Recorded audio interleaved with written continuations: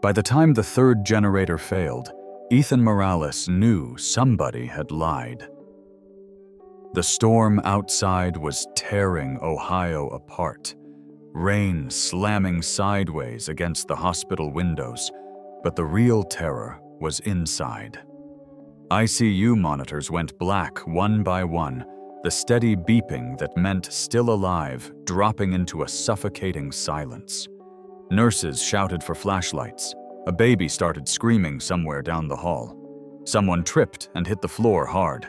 "Why aren't the backups kicking in?" the administrator yelled, grabbing Ethan by the arm like he could squeeze power out of him. "They should already be on, Ethan," answered chest-pounding eyes scanning the dim hallway. He could feel the building breathing wrong like a heart missing beats. In the sub-basement beneath his boots, water was rising over cables that should never see a single drop. On the roof above him, the so-called brand new turbine the hospital bragged about in press releases should have been spinning. But the only thing he heard was the wind. A nurse shoved a crash cart past him, panic in her eyes. "We're losing bed. 7. Somebody get us power now." Ethan's radio crackled with a voice from the control room, thin with fear. "We've got nothing left to switch to. If you can't get those lines back up in 5 minutes, people are going to die." He swallowed hard. Because weeks earlier, he'd already warned them something wasn't right. And they'd smiled, signed his timesheet, and told the night electrician to mind his lane. Before I go any further, tell me where you're listening from tonight and hit that like and subscribe button if you believe courage still matters in this world. 2 months before that storm, Ethan Morales was just the guy with the tool belt nobody noticed. At 37, he worked nights as the on-call electrician at St. Bartholomew Medical Center, a brick and glass hospital on the edge of Columbus. By day, you'd drive past it and think it looked comforting, almost fancy. By night, Ethan was the one keeping its guts from falling apart, chasing flickering lights, humming breakers and elevators that liked to die between floors. If you passed him in the hallway, you'd see a broad-shouldered man with tired eyes and a ball cap pulled low badge clipped to a faded work shirt. What you wouldn't see was the past he didn't talk about. 10 years as an Air Force avionics tech, hours spent bent over wiring harnesses that couldn't fail at 30,000 feet. Commendations stuffed in a shoebox in the back of his closet. His world now was smaller, but more precious. A rented duplex on the west side.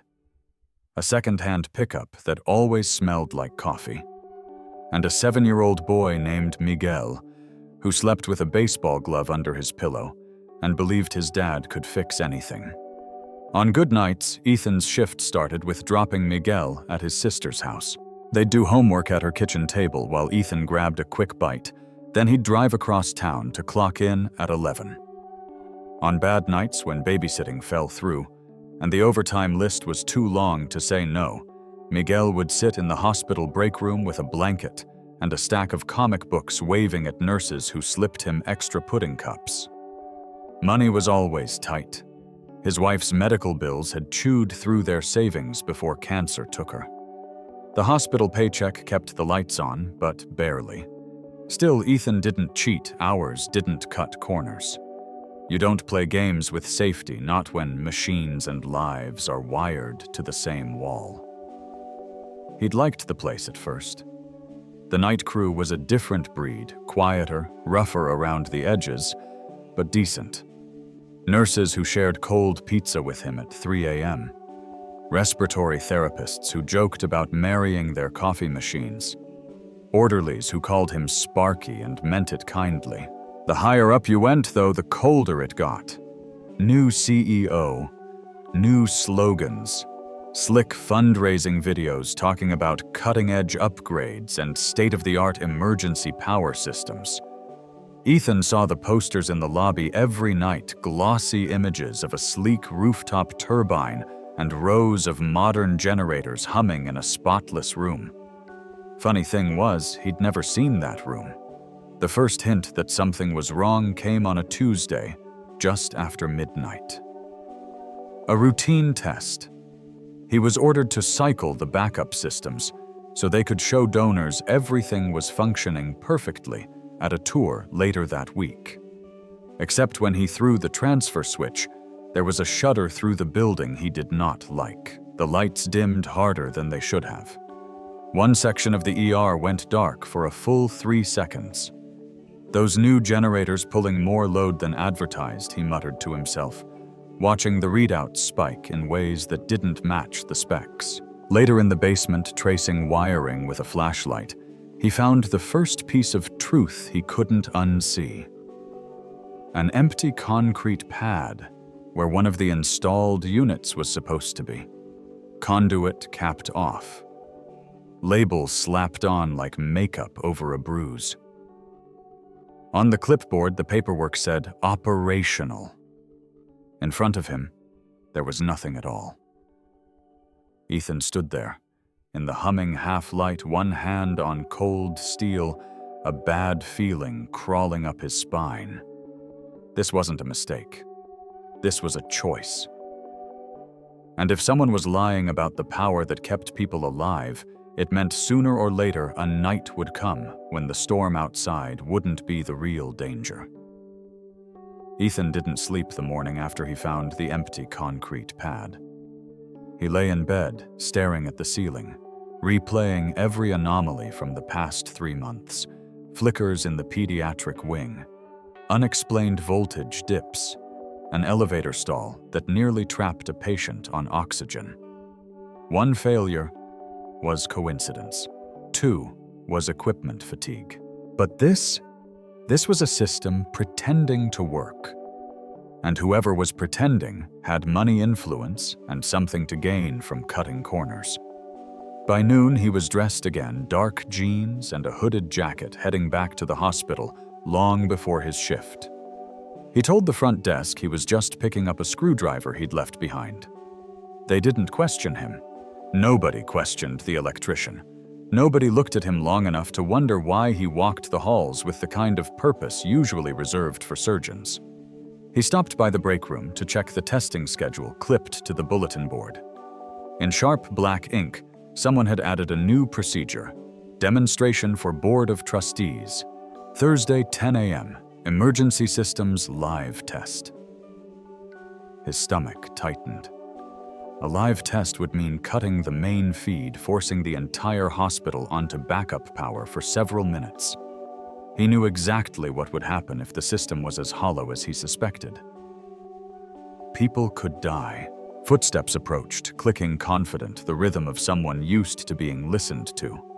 He didn't even need to turn around to know it was Administrator Brent Marlowe, the man with polished shoes and a bone-deep disdain for anyone without an advanced degree. Morales, Brent said like the name was a job title. "You're not scheduled until tonight. Just checking something on the test board," Ethan replied, casual as he could manage. Brent glanced past him at the clipboard. "Ah, yes. Important week. We need everything perfect for Thursday." His eyes narrowed slightly. "Is there a problem?" The question wasn't a question. It was a warning. Ethan shook his head. "Just routine, sir." "Good. Because donor expectations are high. The board expects flawless performance." Brent folded his arms. "And frankly, after last month's incident with the ER outage, I'm sure you understand how important competence is right now." Competence. The word landed like a slap. The ER outage hadn't been his fault. A blown transformer upstream had affected half the grid. He'd fixed it in 8 minutes flat, fast enough to save the ventilator patient, slow enough that upper management needed someone to blame. "Understood," Ethan said quietly. Brent's lips thinned. "Good man." Then he added with the sort of smile that didn't touch his eyes, "We'll be watching closely." Ethan watched him walk away down the hallway, the confidence rolling off him like cologne. He wondered how a man could smell that expensive and care that little about the people around him. Back in the electrical room, Ethan checked the logs again. 2 generators that weren't where they should be. A turbine, that had never connected to the grid, and signatures, digital and physical, that suggested someone had been altering reports before they reached the state compliance board. He leaned on the metal cabinet, exhaling slowly. Somebody was cutting costs. Somebody was hiding it. Somebody was giving orders. And if he brought it up through the wrong channel, there was every chance they'd bury him, bury the evidence, and roll the dice on a system that couldn't handle a stiff breeze. Miguel noticed something was wrong that night when Ethan picked him up from his sister's house. The boy sat in the back seat of the truck, legs too short to reach the floor, clutching his baseball glove. "You're quiet," Miguel said. "Did someone yell at you again?" Ethan kept his eyes on the road. "Nothing like that, buddy. You only get that wrinkle between your eyebrows when someone says something dumb," Miguel added helpfully. Despite everything, Ethan laughed. "That obvious, huh?" Miguel nodded. "You look like Coach when the umpire makes a bad call. That stung more than it should have." "Miguel, you know I won't let anything bad happen to you, right?" "Yeah," he answered easily. "You fix stuff." But it wasn't that simple. On shift, the mistreatment began quietly, almost politely, the way dangerous things sometimes did. Brent stopped acknowledging Ethan in the hallway. Supervisors he'd known for years suddenly questioned his documentation, his timestamps, the way he filed reports. A new senior project manager, a young woman named Claire, who walked with the stiff posture of someone overcompensating, informed him curtly that he was no longer authorized to access certain mechanical rooms. "Why not?" Ethan asked. "Just following instructions," she'd replied, tapping her clipboard. "All electrical access above sub-level 1 needs prior written approval, but that includes the generator control room." "That's correct. So if something goes wrong, then you call me." She smiled tightly. Chain of command. Chain of command. The same phrase that had ended his military career. He walked away, jaw clenched, telling himself not to make assumptions. Maybe it was coincidence. Maybe these new restrictions were part of some audit process. But then came the meeting. Or rather, the meeting he wasn't invited to, but was forced to attend standing against the wall, like an appliance on wheels. It happened late Wednesday night, the day before the live test. The board's finance team gathered in the newly renovated conference room, sleek, modern, and paid for by slashing maintenance overtime. Morales Brent said, nodding toward him, "Stay close in case we need anything."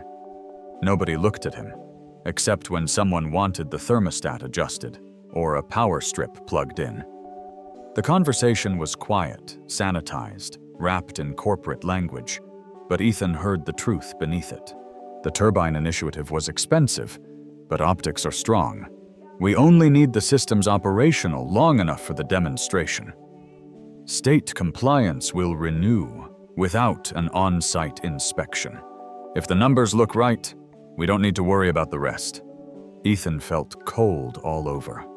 He stood in the back of the room, his hands behind his back, staring at the fly-speck shadows on the carpet, so he wouldn't say something that got him fired on the spot.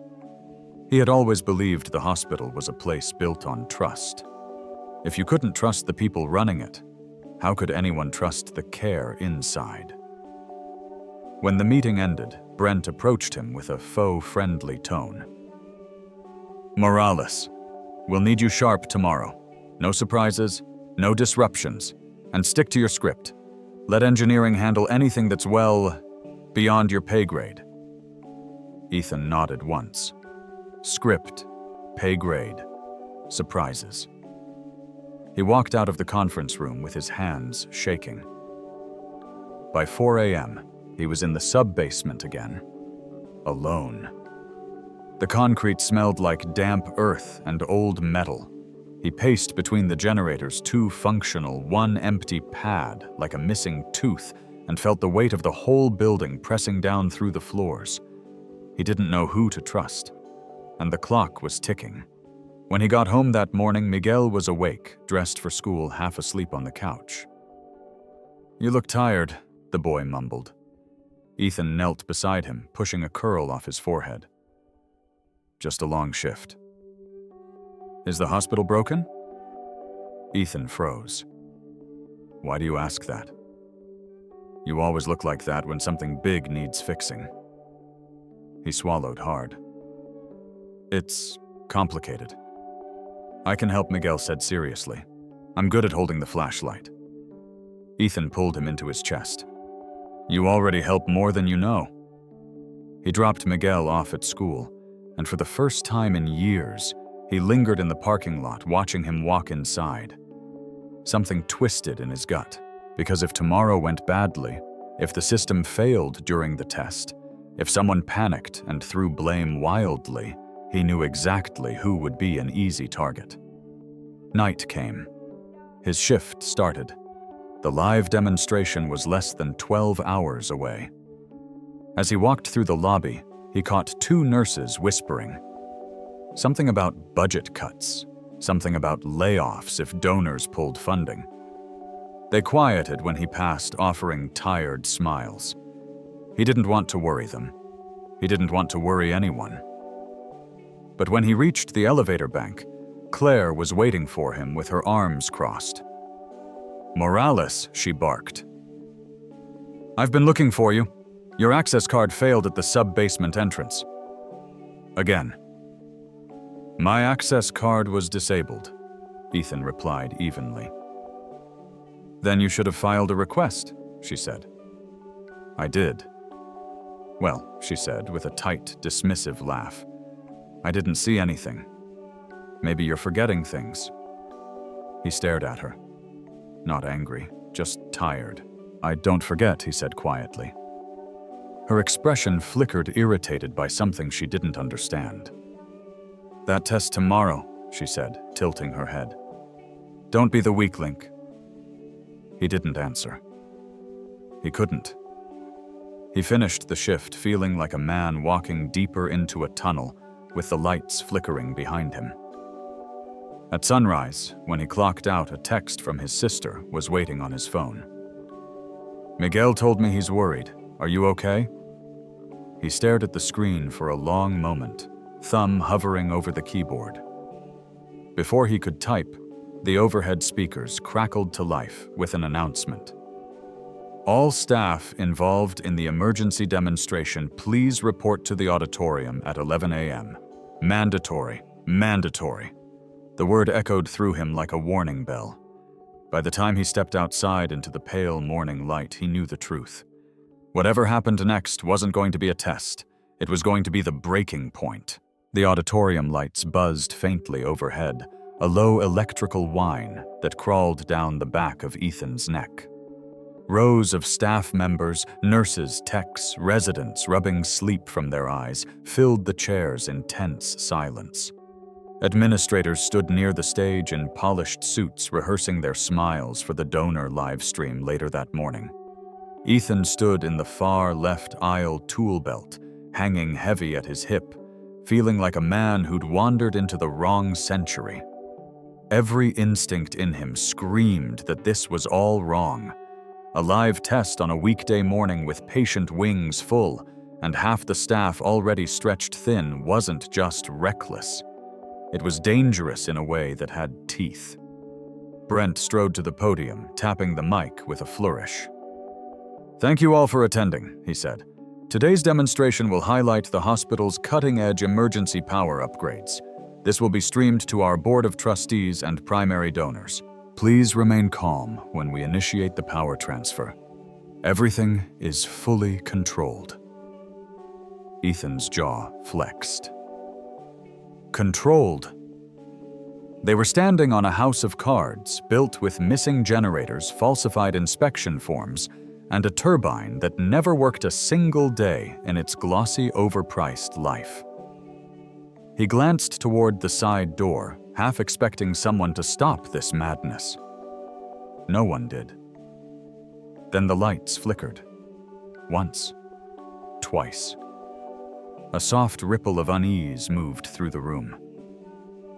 We're just warming up the systems, Brent said, with a smile that was beginning to look like a mask glued on too tight. Perfectly normal.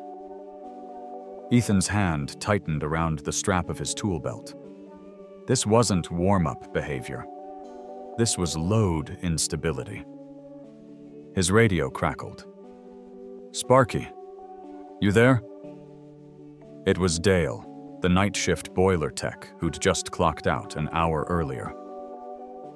"Yeah," Ethan whispered. "You seeing this readouts in the basement look wrong. I mean, wrong. What kind of wrong? The kind where if they flip the switch right now, something's gonna pop." Ethan swallowed. "Tell me you can stall them." "Nope. They've locked out the mechanical room access. Won't even let me inside." Of course they had. The auditorium lights flickered again, longer this time, accompanied by a low groan from somewhere deep in the walls. Ethan saw nurses glancing toward exits, residents exchanging nervous looks. Only the administrators seemed oblivious, staring confidently at their tablets, as if reality would obey whatever numbers they'd typed into their reports. Brent raised a hand. "At 10:05, we will temporarily disconnect from the city grid. Backup power will activate seamlessly, demonstrating our improved resilience." A timer on the projector screen began to count down from 60. A minute. They were about to gamble with hundreds of lives for the sake of optics. Ethan stepped into the aisle. He didn't plan it. His body moved because everything inside him said that if he didn't, children in NICU incubators might die. Patients on ventilators. Surgical teams mid-procedure. "Sir," a nurse whispered as he brushed past. "Something wrong?" But he didn't answer. He crossed the auditorium toward the stage, heart hammering. Brent saw him approaching and stiffened. "Morales," he said through gritted teeth. "What do you think you're doing?" Ethan kept his voice low but steady. "You need to stop the test. The system isn't ready." Murmurs rose around them. People who normally didn't notice him were now watching intently. Brent's jaw clenched. "This is not the time for theatrics. It's not theatrics. Your generators aren't synced. The turbine isn't even connected to the you're out of line." Brent leaned forward, whisper sharp. "You will return to your station and wait for instructions." Ethan met his gaze evenly. "I won't stand by and let you put people at risk." The whispers in the audience grew louder. A few nurses stood watching like they were witnessing a man walk into a burning building. "You proceed with this test," Ethan said, voice rising just enough to be heard by the first few rows, and the hospital could lose full power. Brent's expression hardened into disdain. "Security," he said, motioning toward the door. "Escort him out. Now." 2 guards started down the aisle. 15 seconds on the countdown. Ethan looked toward the projector screen, 10 seconds left now, and felt something inside him settle. A memory came back with brutal clarity, his wife in the ICU bed years ago, her hand cold in his machines, breathing for her. And a promise he'd whispered into that dim room, "I won't let another family go through what ours did not if I can help it." That promise snapped like a spark behind his ribs. He bolted for the side exit. Not toward the door security expected. He knew the layout better than anyone, but toward the maintenance stairwell behind the stage curtain. "Stop him!" Brent yelled. But Ethan was already gone. He raced down the narrow stairwell, boots echoing against concrete. Every step felt like borrowed seconds. He'd mapped these guts of the hospital 100 times. He could run them blindfolded. The countdown hit 0. The building shuddered. A kind of silence fell, electric silence, the kind where even the air feels stunned. Then a snapping sound. A surge. A hollow boom like a massive fuse blowing. Ethan didn't need a radio to tell him what failed. One generator had tried to take the full load and buckled. On the 2nd floor, lights died. Then the 3rd. Then ICU. He sprinted harder. By the time he burst into the sub-basement, the emergency lighting was already flickering. Panels hummed irregularly. Warning alarms blinked red across the generator interface. He'd seen situations like this in the Air Force systems, failing one after another, a cascade that could bring down everything. He skidded to the control panel and scanned the readings. Someone had forced the generators into automation mode, bypassing the safeguards that prevented overload. The turbine's non-existent feed was still listed as active, tricking the system into attempting to route current through a line that didn't exist. This wasn't incompetence. This was fraud wired into the walls. The hospital had maybe 2 minutes before the remaining generator overheated. He ripped open the side panel, sparks jumping as he bypassed the turbine relay. "Oversight, my foot," he muttered, teeth gritted. "You criminals wired a ghost into the system." Behind him, the door flew open. Claire stumbled in breathless, tablet in hand. "What are you doing?" Ethan didn't look up. "Saving your job. Saving all of us. You're not authorized." "Then fire me tomorrow," he snapped. "Right now, hand me that insulated driver." She hesitated, shocked, unsure eyes wide as alarms screamed louder, but she handed it over. He used it to lock out the false turbine circuit, forcing the load to redistribute properly. For a moment, the generator growled like an animal being choked. Then its RPMs leveled.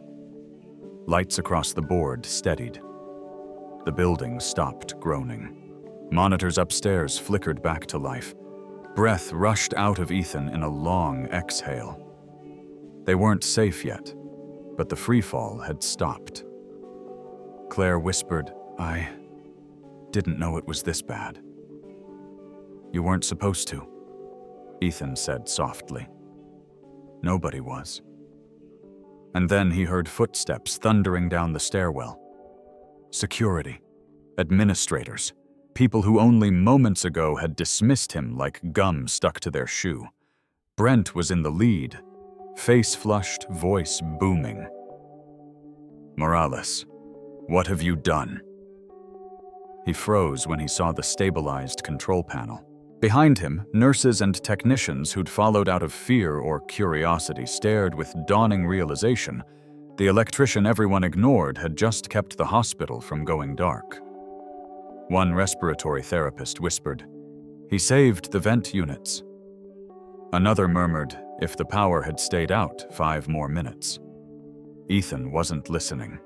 His eyes were fixed on one small detail flashing on the system's status board: stable, safe, operational. The hospital would live to see another sunrise. And for the first time since this began, he let himself feel the weight of what he'd just done, not with pride, but with relief, so deep it shook him. He stepped back from the console, chest rising and falling, face damp with sweat. Around him, the entire room was silent, not because they didn't know what to say, but because they finally understood the truth. The man they'd talked over brushed aside second guest and ordered around the night electrician with a faded uniform, and a quiet voice had done what no one else in that building could. And nothing about the power dynamic in St. Bartholomew Medical Center would ever be the same again. For a moment, nobody moved. The only sound in the sub-basement was the generator's steady hum, calm now, like a heartbeat that had been saved at the last possible second. The contrast was jarring. Minutes earlier, the room had felt like a collapsing mine shaft. Now it felt almost reverent, everyone suspended between shock and disbelief. Claire stepped away from the control panel, as if realizing she'd been standing too close to something sacred. Her tablet hung limp in her hand, forgotten. A few technicians who'd run in with her stood stone still, exchanging looks that said they weren't sure whether to thank Ethan or fear what he'd just proven capable of. And Brent looked like a man who'd woken up in someone else's nightmare. His mouth opened, closed, opened again, no words coming out. The flush on his face had drained into a pale confusion, his eyes flicking from the console to Ethan, as if trying to match two images that refused to overlay. Around them, staff members whispered.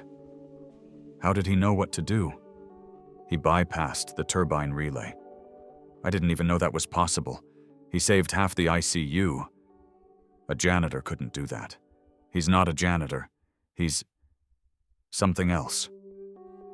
Ethan heard every word. None of it mattered. He kept his hands braced on the metal housing of the generator, breathing slow, steady, checking the readouts again, just to be sure. If the system dipped again, he needed to react instantly. Morales. Brent's voice finally worked, though it trembled like old drywall in a storm. You just interfered in a controlled demonstration. Do you have any idea? Controlled. Ethan turned to face him.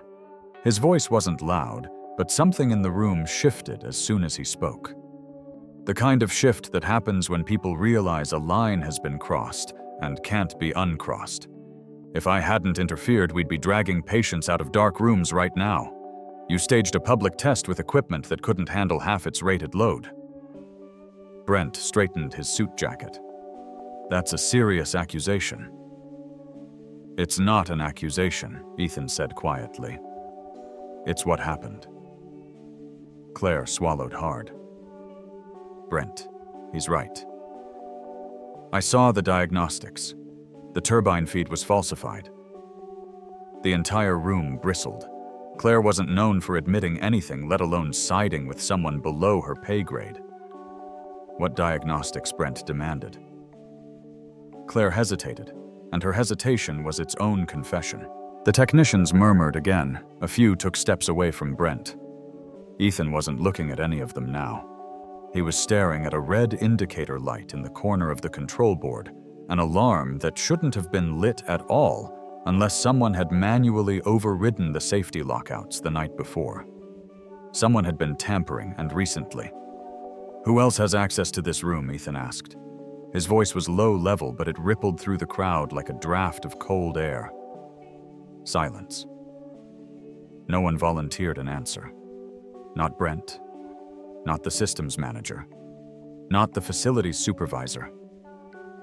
And then Claire's eyes widened slightly, her gaze landing on the small black box beneath the main panel. Someone wiped the audit logs. This isn't a malfunction. Someone tried to hide the truth. Ethan didn't respond. He'd already suspected as much. The cover-up explained the missing generator, the locked doors, the sudden restrictions on his access card. But now the deception wasn't some distant administrative tangle. Now it was a direct threat to lives. When he finally turned back toward the group, the quiet exhaustion on his face made him look older than 37. This system wasn't built to fail, he said. It was built to pretend it works. A murmur swept across the room again, this time tinged with fear. Not fear of him, fear of what their leadership had allowed. Ethan exhaled slowly, feeling that familiar heaviness in his chest, the one he'd carried since the Air Force, since the night he'd refused to sign off on a faulty electrical array because one wrong surge would have cooked his entire unit. He'd been right then. He'd been punished for it anyway. He wasn't going to be silent now. Behind the crowd, the stairwell door burst open. Dr. Maren Hill, the chief medical officer, rushed in, still wearing her operating room scrubs. Her hair was tucked under a surgical cap, her gloves still powdered. Is it stable? She demanded. For now, Ethan said. But it'll need a full diagnostic before you put any surgical wing on backup again. She stared at him, breathless. You were the one who... You stopped it. He did, Claire said. He saved the building. Dr. Hill's posture softened. She looked at Ethan, not as a maintenance worker, but as someone who had just pulled an entire hospital back from the edge of a cliff. Thank you, she said simply. We had 2 heart patients under sedation. If the power had dropped for even 20 seconds... Her voice caught. She didn't need to finish the sentence. Brent stepped forward again, flustered. Let's not overstate things. The system would have compensated. The system wasn't compensating for anything, Ethan cut in. It almost collapsed. Dr. Hill's gaze snapped to Brent, ice hard. "Why wasn't I notified of these vulnerabilities?"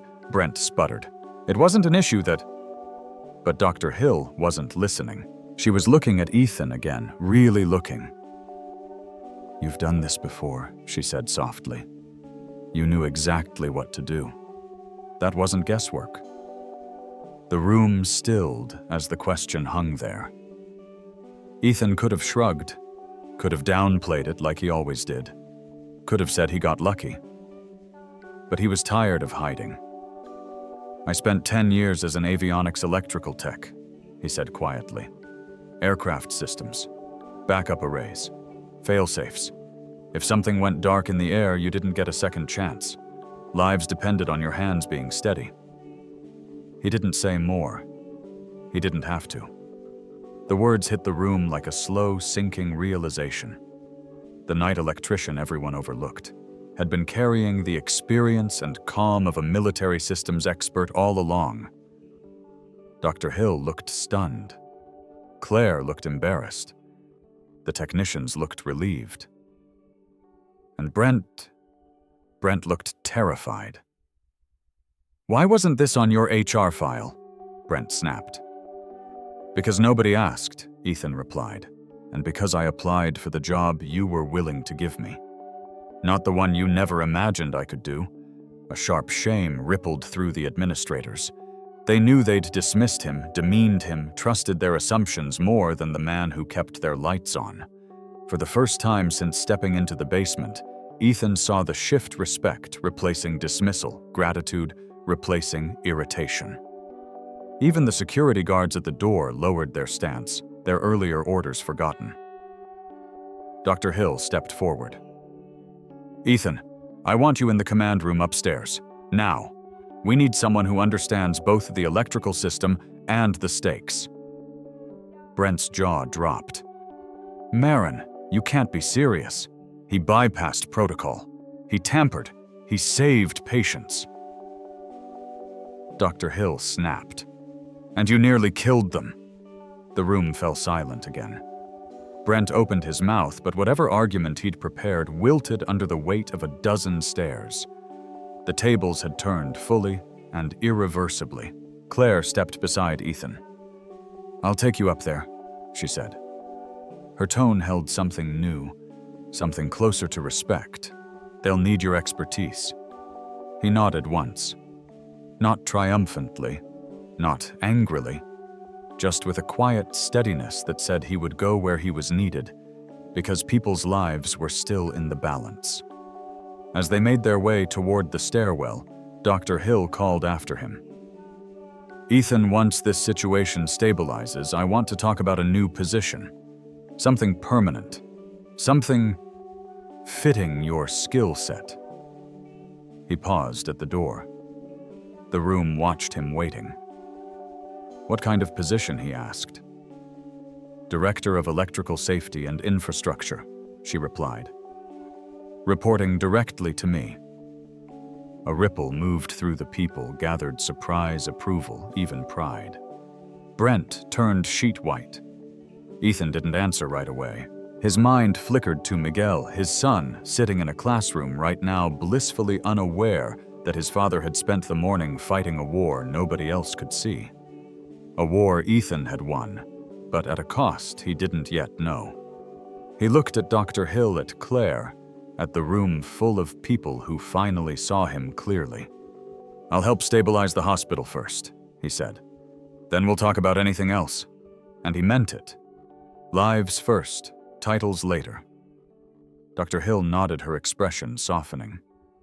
"Fair enough." Ethan and Claire stepped into the stairwell. The door swung shut behind them with a quiet click that echoed much louder than it should have. Upstairs, an entire hospital was waiting, frightened, shaken, in need of answers. And for the first time, they were ready to listen to the one man who had been invisible until the moment he saved them all. The hospital never returned to its old rhythm after that morning. Word spread faster than the alarms, had nurses whispering in hallways, residents replaying the near collapse in stunned fragments, custodians shaking their heads as if trying to understand how everything had come so close to falling apart. But every conversation ended the same way, with someone mentioning Ethan's name in a tone that carried a new weight. When he stepped into the command room beside Claire, the chatter quieted. Screens glowed with diagnostics, floor plans, voltage readouts. The staff who had watched him work the panel downstairs turned toward him instinctively, not with curiosity this time, but with expectation. Dr. Hill looked up from the central console, relief flooding her face. "About time," she said. "We're stabilizing the surgical wing, but we need your eyes on the routing grid." Ethan nodded and moved beside her, slipping naturally into the space, as if he'd always belonged there. It wasn't pride he felt, just an honest sense of fit. Like a piece of himself he thought he'd lost, had quietly clicked back into place, when the system finally settled into complete stability. Hours later, a quiet hush fell across the room. Screens shifted from red to yellow, then to the rare, calming green. Someone started clapping, then another. Soon the whole room joined in soft, at first, then swelling into something that felt like gratitude and apology combined. Even Claire, who had spent weeks treating him like a liability, approached him with a sincerity he hadn't seen before. "You saved more lives than we'll ever be able to count," she said. "I'm sorry I didn't listen sooner." He accepted the words with a small nod. Some apologies didn't need speeches. Brent, however, couldn't meet his eyes. Later that afternoon, he was escorted out by an HR representative after an emergency board session, his badge deactivated, his authority gone. No shouting, no grand scene, just quiet consequences finally catching up. By the next morning, employees greeted Ethan in the halls like a colleague, not a shadow. Someone taped a handwritten sign to the electrical office door, "Morales, the man who kept the lights on." A nurse brought him coffee he didn't ask for. A surgical resident offered to help carry his toolbox. Little gestures that said more than any speech could. But the only reaction he truly cared about came when he picked up Miguel after school. The boy ran toward him, backpack bouncing, and threw his arms around Ethan's waist like he'd been holding his breath all day. "You okay?" Miguel asked, face scrunched with worry. "Yeah," Ethan murmured into his hair. "I'm okay, buddy." "Everything's all right. You fixed it?" Miguel asked. Ethan smiled. "Yeah, we fixed it." Miguel nodded solemnly, as if confirming something he'd known all along. "Told my class my dad can fix anything." That hit deeper than any applause. 2 weeks later, after board inquiries, state inspections, and a long overdue audit, Hill called him into her office. She didn't sit behind her desk this time. She met him halfway, holding a folder in her hands. "It's official," she said. "Director of Electrical Safety and Infrastructure. Full authority over emergency systems, reporting directly to leadership. Benefits schedule flexibility. And the salary reflects what your expertise actually is." He opened the folder, saw the number, and had to look twice. The room tilted slightly. He hadn't earned this much even at the height of his Air Force years. "Ethan," she added softly, "this isn't charity. This hospital owes you more than a title." He closed the folder and nodded, but his eyes stung in a way he didn't plan for. "I'll do it," he said, "but only if I can build a team, people who understand both the risks and the responsibility. That's exactly why we want you," she said. Word reached Miguel later that evening, and he celebrated by insisting they order pizza from the place with the good pepperoni, even if it wasn't on sale. Ethan let him. Some things were worth the extra dollars. Months passed, and the hospital transformed. Not just structurally, but culturally. Ethan's new office sat between engineering and administration, a physical reminder that both worlds needed each other. The maintenance crew, once invisible, now attended weekly safety briefings, where their insight was not only welcomed, but sought out. Claire joined his new safety team quieter and more thoughtful than before. Dr. Hill pushed through reforms that prioritized patient safety over cosmetic upgrades. And donors once dazzled by hollow-tech displays began funding practical infrastructure instead. As for Ethan, life took on a steadier beat. He coached Miguel's rec league baseball team on Saturdays. His sister sometimes teased him about his fancy job, but she never lost that proud smile when she said it. Nights no longer meant fixing emergencies alone in dark hallways. They meant planning ahead, preventing problems, instead of patching them after the fact. His favorite moment came on a crisp autumn morning when a nurse from the NICU handed him a small thank you card signed by parents he'd never met. Inside was a photo of twins wrapped in soft blankets, pink cheeks pressed together, their incubators glowing gently behind them. These two were on vents during the outage, she said. They're here because of you.